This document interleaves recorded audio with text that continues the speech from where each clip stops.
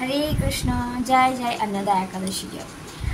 ভাদ্র মাসের কৃষ্ণপক্ষের এই অষ্টমী তিথি অর্থাৎ জন্মাষ্টমী তিথি হয়ে যাওয়ার পরের ঠিক একাদশী হলো অন্নদা একাদশী। এই ভাদ্র মাসে কৃষ্ণপক্ষের একাদশীর তিথির নাম হলো অন্নদা একাদশী। এই ব্রত মাহাত্ম্য আমরা জানতে পারি ব্রহ্মবৈবর্ত পুরাণ থেকে। তো জেনে নিয়ে যে এই অন্নদা একাদশী 2025 আমরা কবে করব। 2025 19 আগস্ট, এটা আমাদের এই পশ্চিমবঙ্গের সময় অনুযায়ী আমরা অন্নদা একাদশী মঙ্গলবার পালন করব।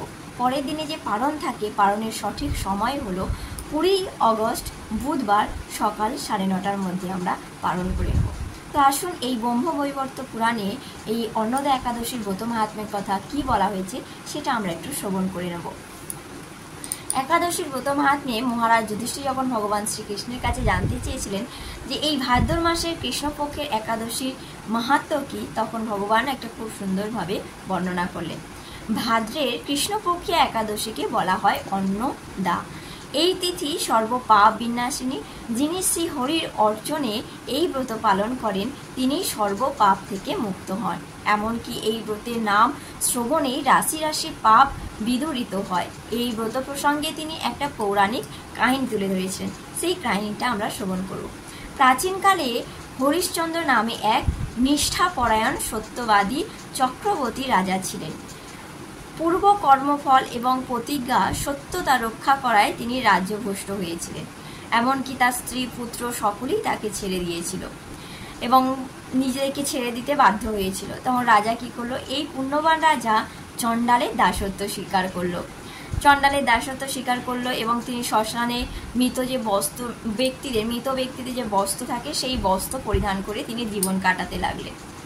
দুঃখের সাগরে এই অবস্থা দেখে কোথায় যাই, কি করি, এই সমস্ত ভাবতে ভাবতে তিনি গভীর চিন্তায় বিভোর হয়ে পড়লেন। এমন সময় দৈবক্রমে পরদুঃখে দুঃখী গৌতম ঋষি রাজার কাছে এলেন। রাজা মুনিকে দর্শন করে ভক্তি ভরে প্রণাম করলেন। করজোড়ে তার সামনে দাঁড়িয়ে একে একে নিজের সমস্ত কথা জানালেন। রাজার দুঃখের কথা শুনে মুনি তিনি বললেন, হে রাজা, ভাদ্র মাসে কৃষ্ণপক্ষের একাদশী অন্নদা নামে প্রসিদ্ধ। আপনি এই ব্রত পালন করুন। এই ব্রতের প্রভাবে আপনার সমস্ত পাপ দূর হবে। আপনার ভাগ্যবশত আগামী 7 দিন পরেই এই তিথি আবির্ভাব হবে। ওই দিন উপবাস করে রাত্রি জাগরণ করবেন।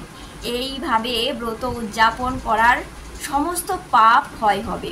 হে রাজন, আপনার পুণ্যের প্রভাবে আমি এখানে এসেছি জানবেন। এই কথা বলে গৌতম মুনি অন্তর্হিত হলেন। ঋষিবরের উপদেশ মতো তিনি শ্রদ্ধা সহকারে সেই ব্রত পালন করলেন। তার ফলে সমস্ত পাপ দূর হয়। এই ব্রতের প্রভাব শ্রবণ করুন।